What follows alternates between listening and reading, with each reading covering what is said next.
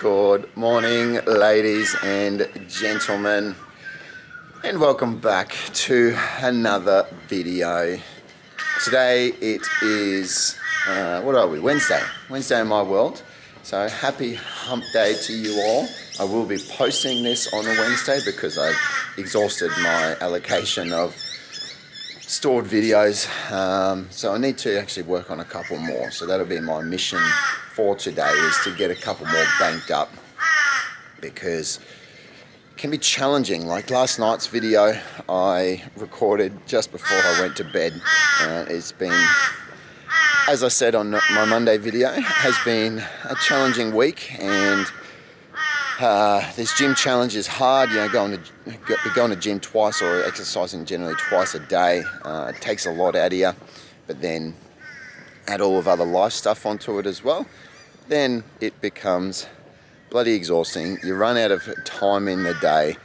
Still need to get me Tucker in and make sure this body is nourished, especially at the moment, because oh crikey, it is sore. Giving her a bit of a lashing, but anyway, here we go.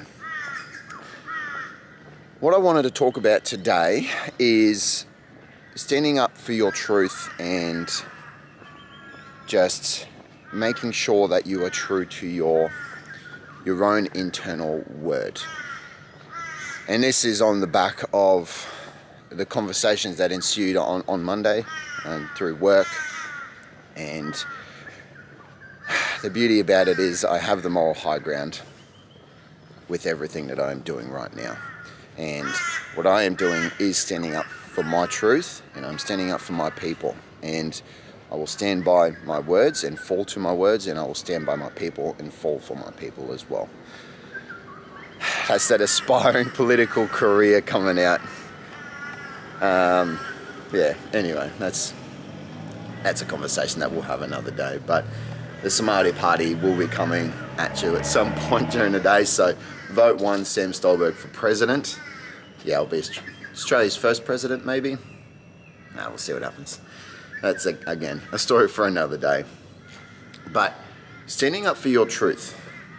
Too often I see so many people that don't share their views, their beliefs, because they're either too scared, or they don't feel like they can influence anything, or they're just, you know, they could be suffering childhood trauma, like, you know, so a lot of our childhood trauma will impact the way that does impact heavily the way that we actually interact with this world.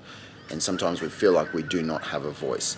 But if it's your truth, and it's your absolute truth, then you need to stand by your word. And that's exactly what I've done recently. And once again, I will stand by my word, and I'll fall by my word. And it can be challenging. I do recognize that. So write it out, writing out your truth. If there's something that is bothering you, or on the opposite end, if there's something that really brings you great delight, write that out and put it down on a piece of paper, and then express those feelings and those emotions. When you're doing it, if there's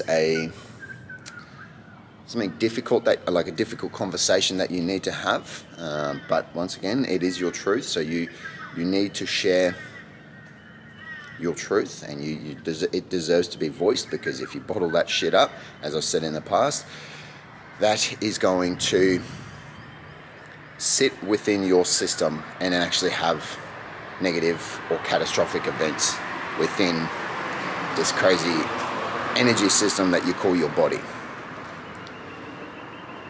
But going back, to write it out will actually release some of that energy and release some of that tension. And what you're able to do then is articulate your thoughts better. I'm a big advocate for writing. We're all aware of this, and its ability for us to actually construct sentences and our emotions and feelings and everything like that in such amazing ways.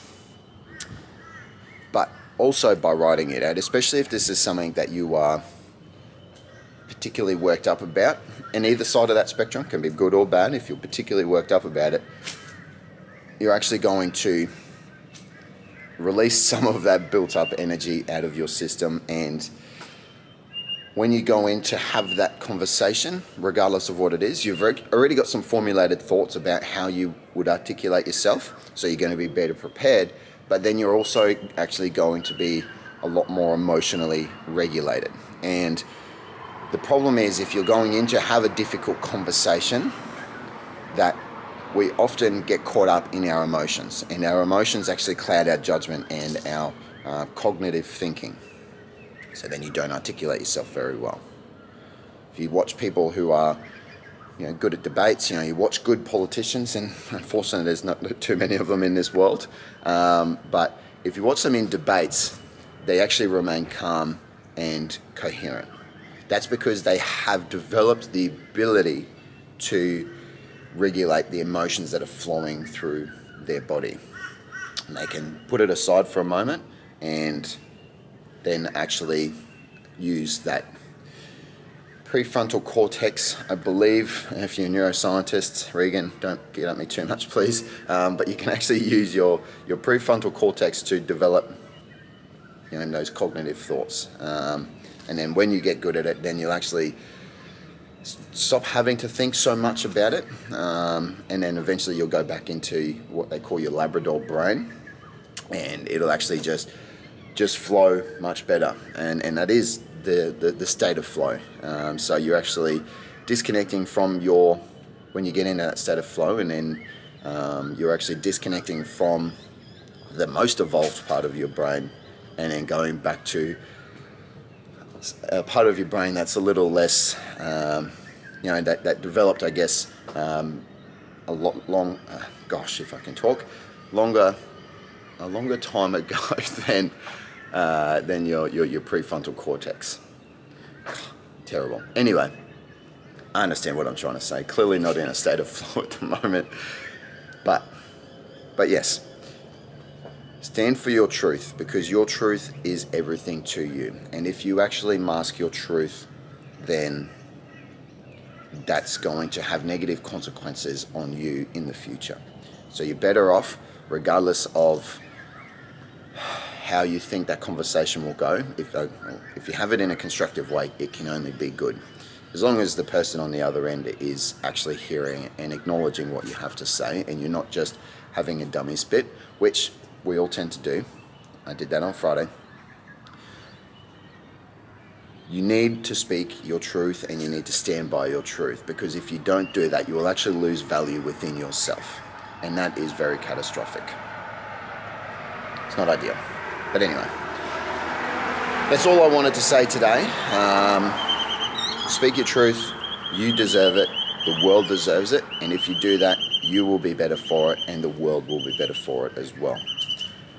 If you need some help speaking your truth, reach out to me, because I will absolutely love to help you have those difficult conversations, just because of how much value I know that it will bring. But anyway, that's it. Signing off for now.